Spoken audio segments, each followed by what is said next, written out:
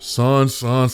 Whenever you see Vader in Star Wars, he's always calm and composed and collected. But what does it look like when this dude loses control? It's amazing. So this is Vader down. This takes place after Star Wars Episode 4, but before Episode 5, meaning Vader's on the hunt for Luke Skywalker. And his hunt leads him to a planet called Vrogus Voss. We'll talk about why here in a second. But he comes at a light speed in the middle of the rebellion, running what are basically just exercises, right? Drills, keeping themselves alert and all that kind of stuff. Seeing this lone Imperial fighter, they don't know that it's Darth Vader. Instead, they're just kind of like, okay, so there's this lone guy out here, right? Drills are over. Let's take this guy out. And the funny thing is Vader is commenting on this, and he's actually talking to a woman named Dr. Aphra. She's basically the person that's kind of helping him along all this different stuff. She's a cool character. We don't have to go super in-depth into her. If you guys are interested in it, we can cover her character. But literally, he's just like, they were out for maneuvers. They were not expecting me. And she's like, what are you talking about? And he's like, the 3 squadrons of rebel fighters that I see before me. And he says, if this was a trap, you had better hope that it kills me, right? It's amazing because what ends up happening is she says, like, you have to run. You're facing 3 squadrons of rebel forces. The response of Vader, I am Lord of the Sith. They're the ones who should be running. And son, man, they were not prepared. And so what happens is these guys are just like open fire, right? It's one ship, he's charging right at us. Whoever he is, he's got more guts than brains. So it's just like, put a few holes in him. Let's take this guy out. Man, dude, as soon as they open fire, Vader eradicates an entire squadron like that. It happens so fast. These guys don't even know what's going on, right? They're just like, what in the world happened, right? Like, this dude just took out an entire squadron, and Vader doesn't let up. Like, he doesn't relent once. And like, literally, this guy says, I don't believe it. He just took out a whole squadron without so much as a scratch on his TIE fighter. Who in the hell is this guy? And one of them is just like, he's a dead man. So it's like, everybody attack all at once. And Vader crushes them all. Because not only is this like Darth Vader, right? Arguably the greatest pilot to ever exist in the history of Star Wars, but he's also armed with like deflector shields. So there's only so much they can do against him. But like Yellow Squadron steps up, they're coordinating attacks. They fire torpedoes. What does Vader do? The dude reaches out and just like shuts down these torpedoes, sends them flying in all these different directions, and they all explode. And it's just like, what in the world is this, right? So like Yellow Squadron's totally obliterated. Red Squadron are the only ones left. Luke Skywalker is there with them, right? And one of the guys is just like, this cannot be happening. How is he doing this? It's just one man. These guys don't know how to function, right? Dude, I'm telling you, man, it gets better. It gets better and better and better because Luke Skywalker is like, it's Vader. And initially they don't believe him, but it's like, it's Vader. And so ultimately they're like, well, it doesn't really matter if it's Vader. We're going to take this guy out. And Luke's like, did you not hear what I told you, right? It's Vader, right? It's not just a dude. It's Darth Vader, son. This guy could kill us all and be home in time for cornflakes. And so this kind of firing shot that happens, right? The victory, quote unquote, if you want to call it that, actually comes by Luke Skywalker because Luke realizes that the only way this is going to happen is to charge Vader head on. He shuts off his comms, goes directly after Vader, and just collides with him. Right now, here's the cool thing. Normally, Vader would have just dodged right out of this, right? Like immediately he would have left this, but he sensed Luke Skywalker, and that creates a moment of hesitance. It's one of the coolest things about the Vader mythos in the Star Wars franchise, that whenever it came to his hunt for Luke Skywalker, he would always have these kind of moments, right? Where it's just like, wait, what? And it would just kind of throw him off kilter. It would throw him off guard. He would hesitate when he would normally never hesitate. And so while it's not enough to kill him, of course, it sends his ship flying down to the surface. Luke Skywalker's ship flies down to the surface. The entirety of the landscape is just filled with corpses. Red Squadron ends up following down to the surface in order to get Luke, but they also end up getting a hold of the rebel base and warning everybody of what's going on, right? Your target is Darth Vader. May the Force be with you all. And let me tell you something, man, y'all are gonna need it, right? I mean, y'all are gonna need that Force on your side because what comes next, man, not even in hell would you see a massacre like this. So the first thing that happens, right? These rebels end up firing off Y-Wings with the whole intention of just dropping bombs, right? They say, this is Gray Squadron, we're over the crash site now, no sign, and then they see Vader down there, right? And they're like, it's him, right? We have visual confirmation, don't waste any time, Gray Squadron, commence bombing on my mark. Vader's just looking up at him, and he was like, dude, really? Right? Like, I'm almost offended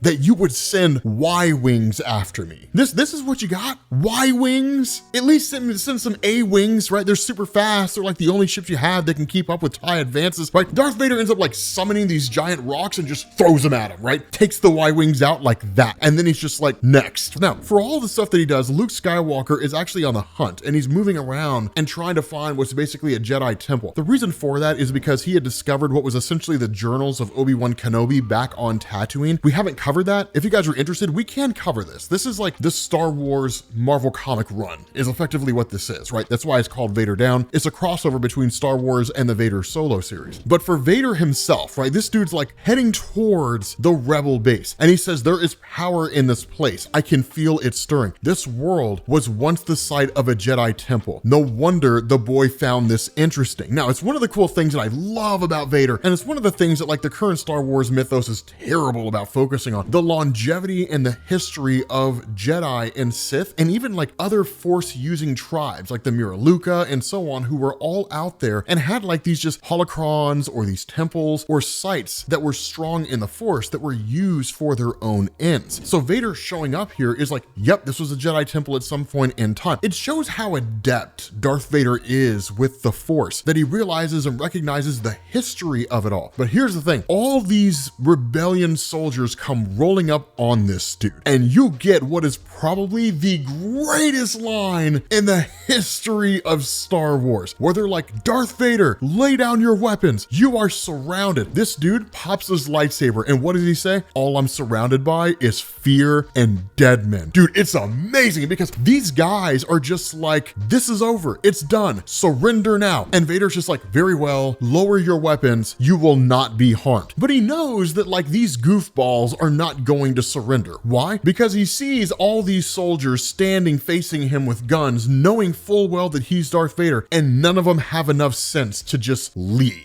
and like live their lives, right? Like enjoy more time living and existing. So what does he do? He uses the Force and activates all their grenades. He sets them all off while they're wearing them, right? So like obliterates all these rebellion soldiers. Then they start firing at him with tanks. Doesn't do one bit of good, right? Like takes that tank out like that. He deflects a tank shot with his lightsaber. He deflects a tank shot with his lightsaber, son. And that's probably one of the coolest things I've ever seen. But like all this chatter over the comms is just the result of what it sounds like when you have an entire group of rebel fighters who don't have enough sense to leave and decide to attack Vader because they are being massacred in spectacular fashion. And so like with these final shots, Vader is just like, bleed whole worlds dry, rebels. You will not keep me from the boy. And that's true, man. Once Vader sets his sights on you, woe betide your poor soul, because he's coming for you, right? And there's nothing you can do about it. And so as Luke Skywalker kind of makes his way around the temple, he starts to realize that there's like lightsaber inscriptions and different things like that. And so after this, Luke Skywalker is momentarily ambushed and he's kind of incapacitated for a moment. Not a great big huge deal, right? He's ultimately saved by a combination of like Princess Leia and Han Solo and all that kind of cool stuff. And it's not really that he's like whisked away, that comes later. It's just more that like they're looking out for him, right? Like trying to keep him alive while he's doing his own thing and all that kind of stuff. What happens in the Star Wars comics isn't really overly important. The Vader stuff is what's cool, because you pick up with Princess Leia and a couple of her guys who were going into the scene where all these rebellion soldiers had been massacred. Now, why you would do that, I don't know. It's the Star Wars equivalent of like a horror movie where a person hears a spooky sound and they're like, you know what I'm gonna do? I'm gonna go investigate instead of like leaving. And so because of that, like these soldiers next to Leia just start force choking. They die. And Vader's just like, good evening, princess, right? It's amazing. Dude, I love the way this guy appears here, right? It's just one of the coolest things. And so Princess Leia kind of delivers like these sort of standard monologues, right? Like, you'll pay for everything that you've done, not today, not tomorrow, but at some point in time. And she's like, you can kill me, but you cannot kill what I stand for, and you won't stop justice. But something else that I do want to point out here, and it was something that I think was only ever established in the comics. I don't believe that it was established as anything meaningful until you got to like episode 7, when like the plot demanded it and basically Star Wars hand waved it. But like Leia's force sensitive, right? It was one of the coolest things. Ultimately, she bails, right? She takes off. Why? Because Leia's got some common sense. And Darth Vader ultimately follows her because he knows for a fact that wherever it is she goes, she's going to run for the safety of her compatriots, right? Safety in numbers. She's going to run for Han. She's going to run for Luke. All Darth Vader has to do is just follow. The cool thing here is that there is a bit of a ruse that's being played here by Leia, in the sense that what Leia does is she tells the Rebel squadron, here's the rub. I'm leading Vader to this location. When I get here, you're going to bomb it. I'm going to die, that's fine, but it means Vader dies too, because Vader's death is more important than my survival. It's one of the things that's just like a real testament to how hardcore Leia was to the Rebel Alliance and like the ending of Palpatine and Vader. She would sacrifice whatever she needed to sacrifice in order to do it. And so as a result of this, all these bombs end up getting dropped, or at least they're supposed to, because out of nowhere, these Imperial forces show up and eradicate the entirety of Amber Squad, the forces that Leia called in. Not only that, we end up finding out that the reason why this happened was not because Vader called in reinforcements, but because Commander Carbon is on the scene. Now, at the time that I'm recording this, Commander Carbon is unique to the Star Wars comics. As you notice, he's very similar to General Grievous, both in terms of his physical form, meaning he's mostly robot, as well as the fact that he can wield multiple lightsabers. The idea behind Commander Carbon was that he was one of a series of effectively robots that were commissioned by Emperor Palpatine to potentially replace Darth Vader. This was one of just the many ways that Palpatine manipulated Vader, lying about the idea of why Padme died and all the things that led up to the death of Padme from episodes 1, 2, and 3, as well as like bringing in these guys and just basically threatening Vader with his job, right? Like, if they can do it better than you, then we're just gonna have to kill you off and have them replace you. And so Carbon was one of them. More so than that, Carbon had a kind of personal vendetta where his desire was to really serve Palpatine as the replacement of Vader. And that's why he's here, because if he can capture Luke Skywalker and bring Luke Skywalker to Palpatine, he will demonstrate to Palpatine that he's more capable than Vader is. At least that's his hope, because it could just be that Palpatine's manipulating them all, and all he wants is Luke Skywalker, and then he'll kill Carbon and he'll keep Vader along, or kill Vader and replace Vader with Luke Skywalker, which, as we know from Return of the Jedi and really Empire Strikes Back, that was his goal anyway. But suffice it to say, a fight between these guys ultimately ensues. And so what you end up getting is a kind of montage of conflicts over the course of this whole crossover event, some of which matter and some of which don't. You do have like Han Solo and Chewbacca who are facing off against a bounty hunter, and they have their own thing going on. It's not really relevant to this. For Luke Skywalker, as he's making his way again through these Jedi Temple ruins, he actually ends up coming across the voice of Obi-Wan Kenobi. And one of the things that's cool is that instead of being this guiding voice that tells him like, hey man, go here because over there is what you're looking for, he tells him, you should not have come here. You are not ready for this. You are not ready for what is coming. Now, it's a little bit ambiguous in terms of what he is referring to, but context clues, he's basically saying you need to train some more. And that really kind of seems to feed into what happened in episode 5 in Empire Strikes Back when he was sent to train with Yoda. So it's kind of a cool thing because it's a level of power that you're not ready for. And so of course, Luke's ambushed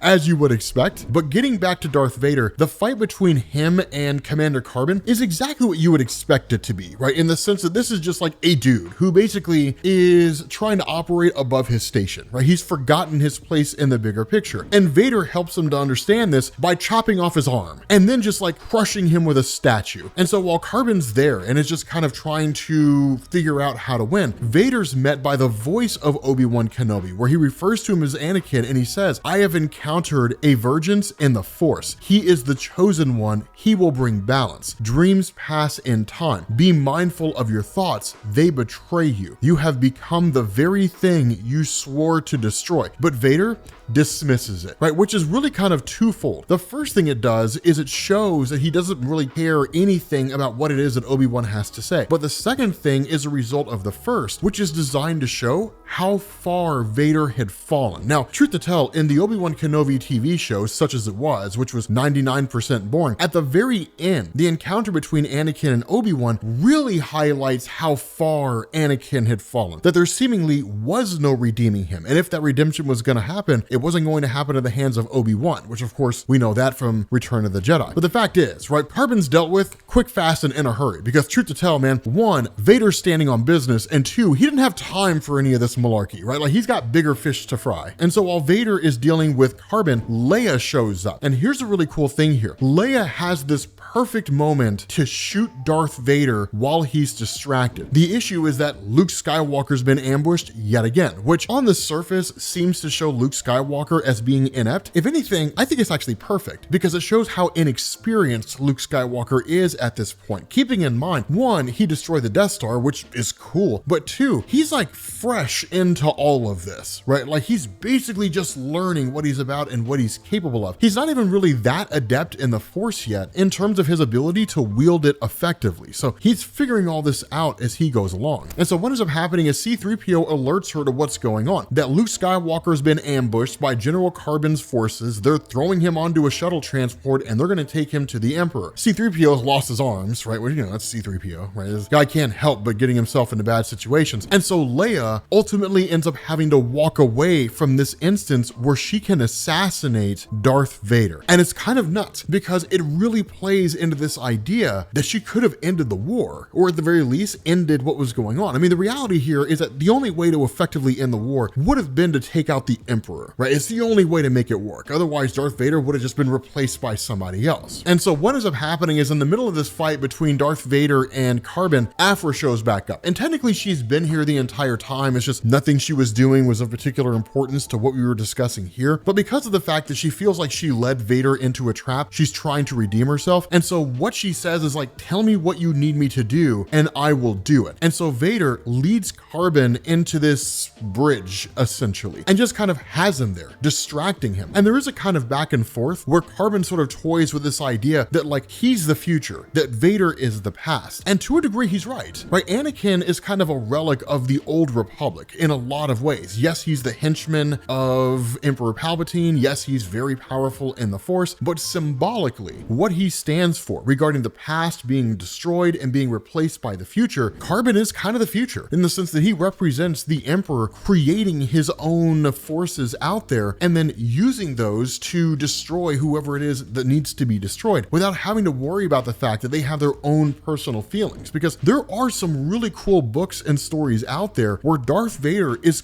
constantly fighting the inner monologue of Anakin Skywalker. But of course, Aphra shows up here with her ship, crashes it into the bridge, and basically takes out Carbon. And that's essentially the end of him. I mean, technically Darth Vader like slices him apart, but one of the cool things is Carbon comes to this realization that with Vader fighting with such veracity, this is not simply just some vendetta. Vader's not just pissed at the Luke Skywalker pilot kid who destroyed the Death Star, and that's basically it. There's something much, much bigger going on here. But in order to shut this guy up, as well as just get him out of his way, Vader kills him. Of course, we know this is true because Luke is the son of Anakin, and he would make an incredibly powerful ally. But the fact is, the shuttle with Luke Skywalker goes to take off, Vader uses the Force, grabs it, pulls it crashing back down, and then that leads to Han Solo and Chewbacca and Princess Leia basically rescuing Luke. And then Luke takes off with them, which of course seems to lead to like the whole events of them arriving on Hoth and all that kind of good stuff and the events of Empire Strikes Back. But with that being said, guys,